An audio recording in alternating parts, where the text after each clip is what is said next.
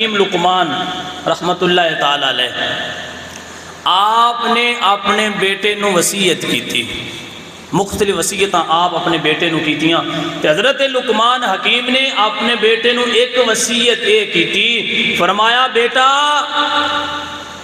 ہر روز کچھ وقت علماء کو بیٹھا کر، کچھ وقت دن دا اہل علم کو بیٹھا کر، اس واسطے کہ جدوں تو اللہ دے نیک بندیاں کو بویں گا نا تے اللہ تیرے دل نو نور حکمت دے نال زندہ فرما دے گا۔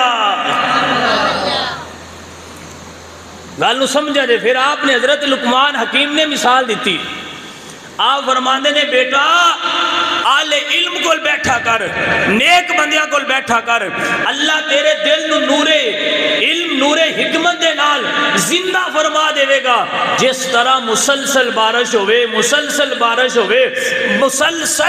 ہوئے تے اللہ زمین نو زندہ فرما دیندا ہے، جویں زمین دے اوتے مسلسل بارش ہوئے ہر طرف سبزہ اگ جاندا ہے، ہر طرف گھاس اگ جاندی ہے، ہر طرف لہلائی آ جاندی ہے، ہر طرف سر سبز و شادابی آ جاندی ہے۔ فرمایا جویں مسلسل بارش ہوئے تے زمین زندہ ہو جاندی ہے، ایویں اہل علم کو بیٹھا کر، اللہ انہاں کو بیٹھن دی برکت دے نال تیرے دل نو زندہ فرما دے گا۔ آج ساڈے دل مردہ نے، جس کی وجہ تو سان سکون کوئی نہیں۔ ساڈی صلاحیت اتنی ہے کہ اسی گھر بہ کے